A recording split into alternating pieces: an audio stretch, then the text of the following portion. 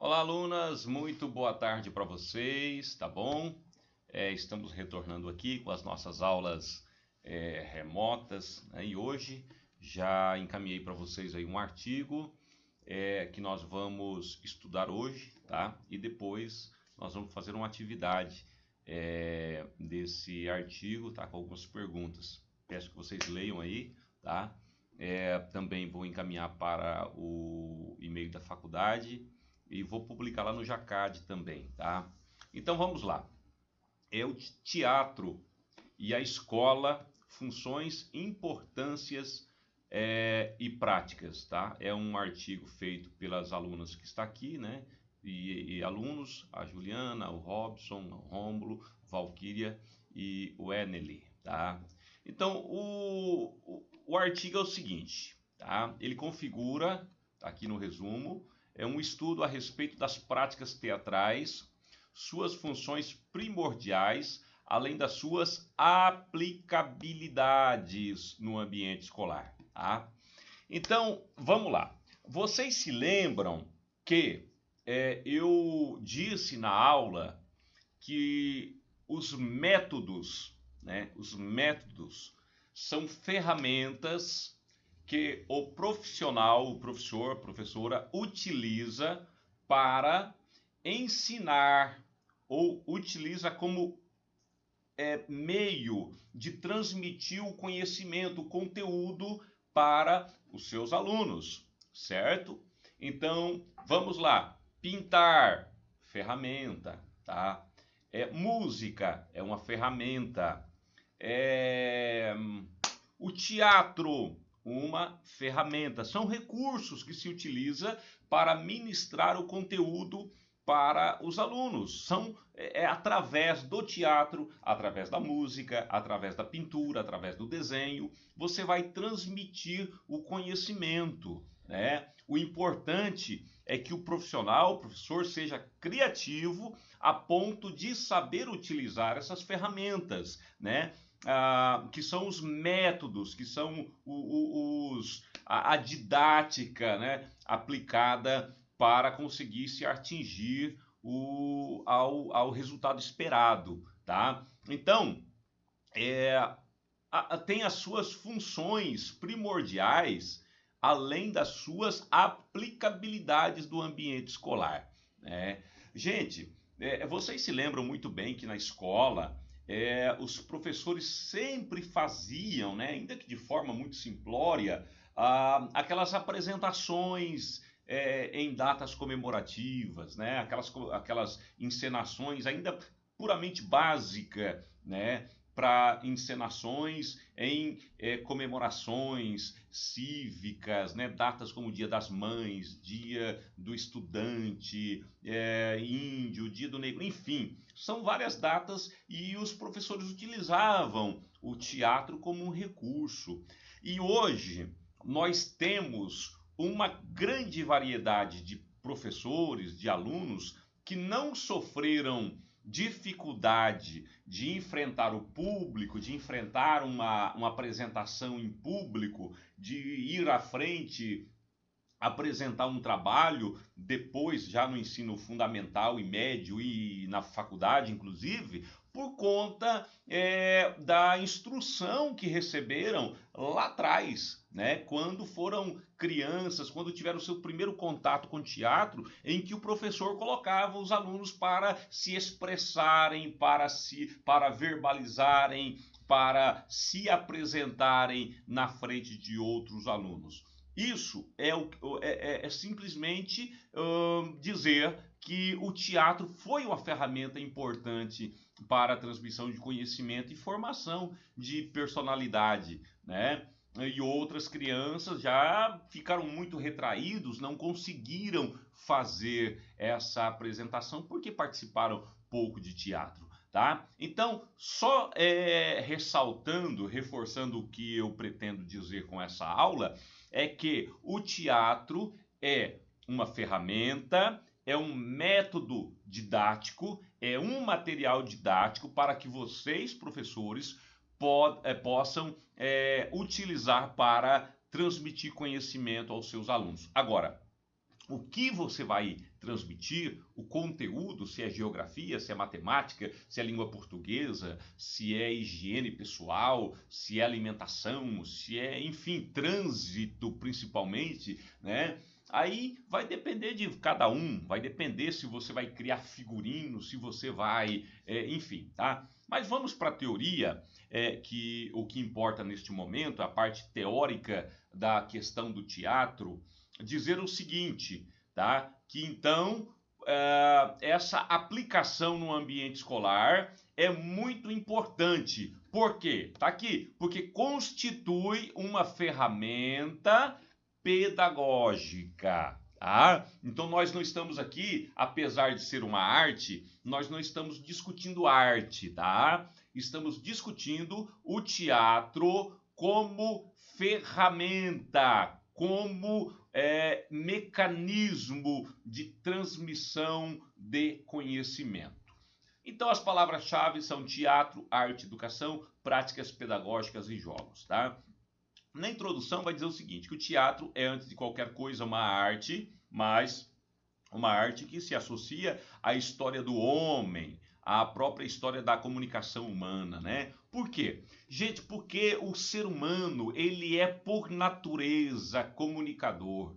O ser humano é por natureza um artista, né?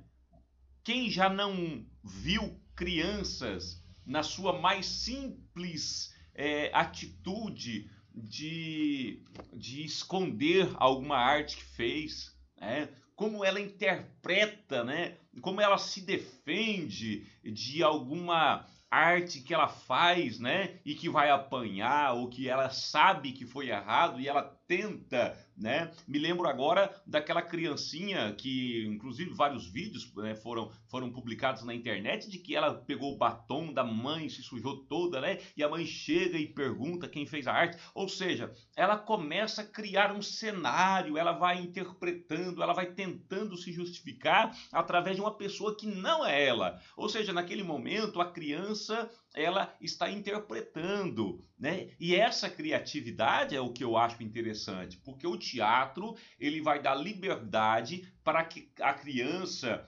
possa usar a imaginação, usar a criatividade, usar a expressão facial, a expressão física, a fala, o raciocínio, tudo isso dentro do aspecto do teatro, tá bom? Então o homem é por natureza esse ser pensante, né? E o teatro está associado a ele muito antes, né, do que nós imaginamos, tá? Então, diz mais, vez que se configura uma arte híbrida envolvendo literatura e encenação, ou seja, aquilo que eu tenho como conhecimento, aquilo que eu tenho de informação com aquilo que eu pretendo passar, né? Diacronicamente, percebemos sua presença desde a antiguidade clássica no decorrer dos períodos da descoberta e catequeses, né? Olha que bacana. Gente, vocês sabem que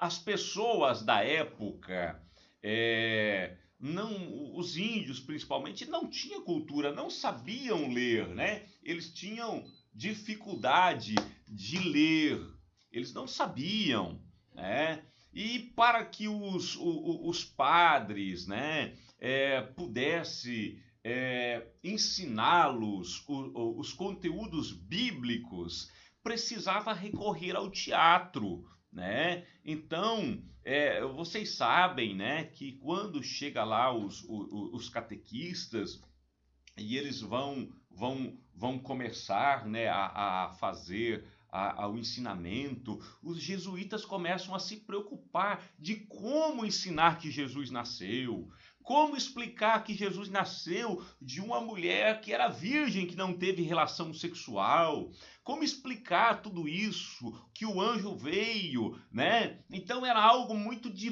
muito longe da concepção para um entendimento, mas estavam ali na aula de catequese. Então eles se apropriavam do teatro, fazia a Maria com ali mocinha, vinha o anjo batendo as asas, conversava com Maria e tal. Quer dizer, todo esse aparato de informação era exatamente para que as pessoas pudessem imaginar, porque estão vendo a cena, estão vendo a interpretação, os olhos estão fitados nos acontecimentos, né? E aos poucos a informação vai entrando na mente, e eles vão absorvendo, né, o conteúdo. Então junta-se a fala, junta-se o cenário, junta-se os personagens. Então o teatro era uma ferramenta fundamental para a transmissão desse conhecimento, certo? Então,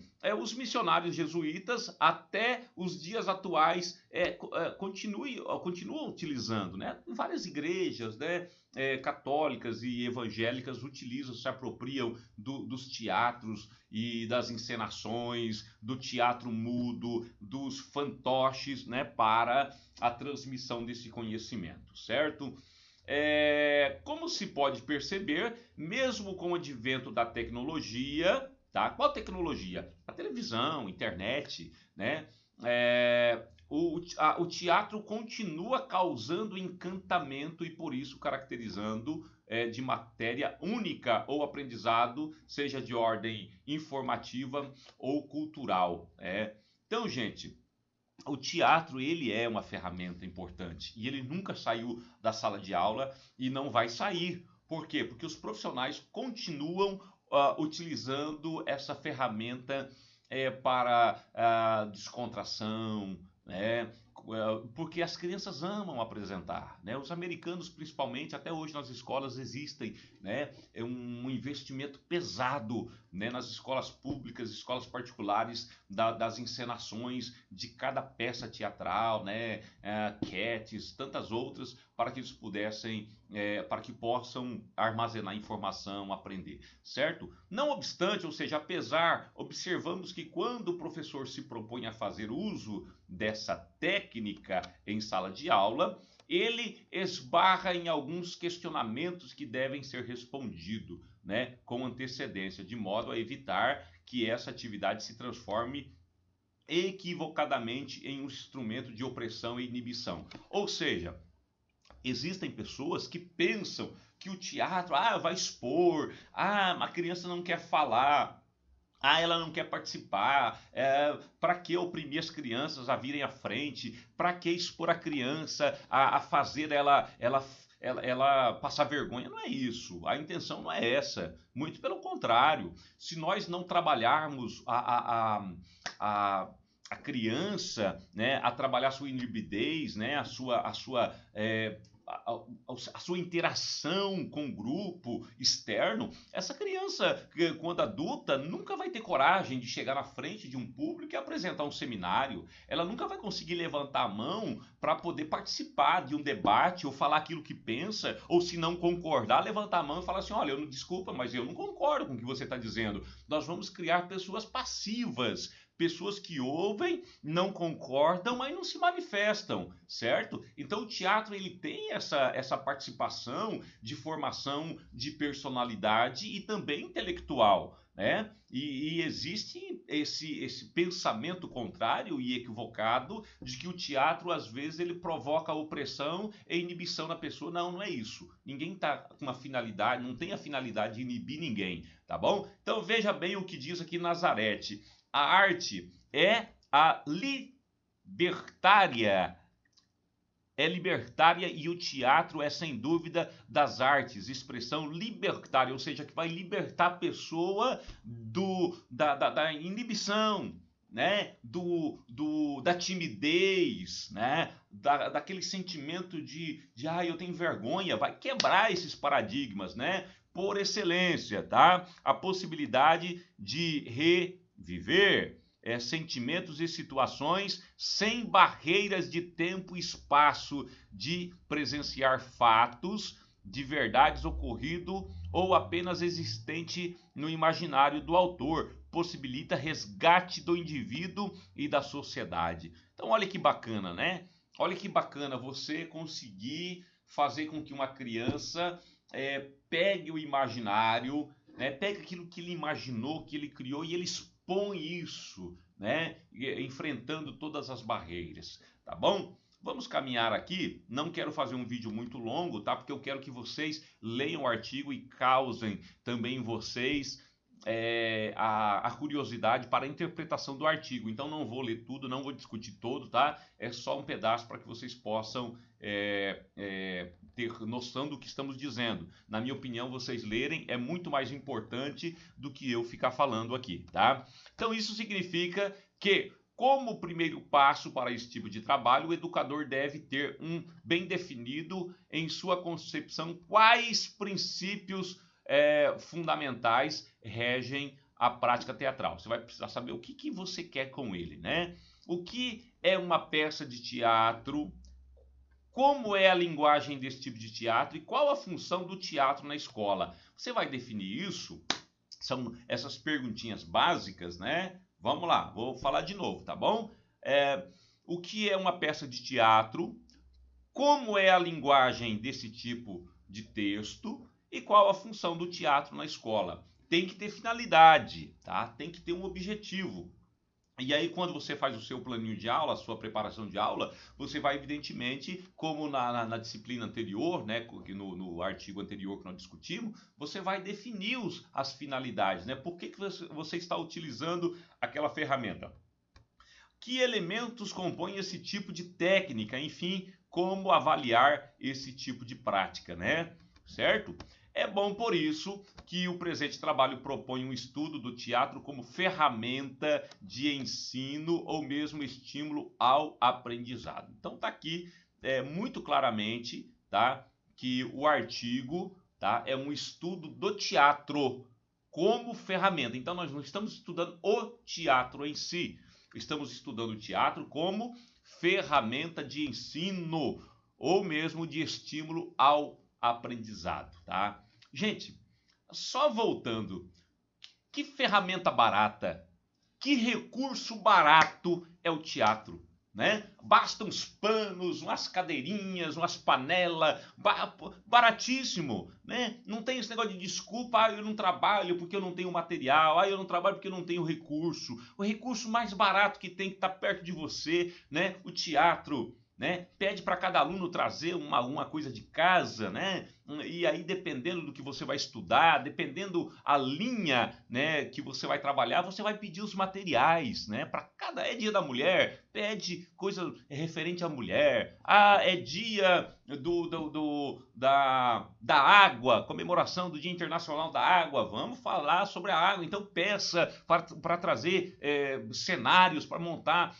É muito barato, tá? Então, para tanto, utilizamos como suporte teórico autores que têm contribuído com suas pesquisas e experiências educacionais na conscientização da importância de se utilizar esse mecanismo didático. Viu só que eu acabei de dizer? Não é o teatro em si, mas o mecanismo didático, ou seja, o material didático para a transmissão de conhecimento e alcançar assim resultados mais concretos na educação. São eles, tá? A Olga, Paulo Coelho, Sabato Magali, Massundi e José Antônio Domingues, tá bom? São os autores que fundamentaram o artigo aqui da nossa colega. Vocês vão continuar lendo o artigo, certo? Leem o artigo e eu vou preparar as perguntas baseadas neste artigo para que vocês possam responder. E aí na próxima semana a gente vem também com atividades práticas, né, sobre o teatro. É uma pena não poder estar com vocês aí na sala de aula para a gente poder encenar, para a gente poder fazer as dinâmicas que eu já tinha preparado para vocês, que é muito bacana. Eu espero que logo a gente volta e vamos fazer com certeza uma aula bacana com fantoche, com caricaturas, com interpretações de personagens e vai ser muito bacana.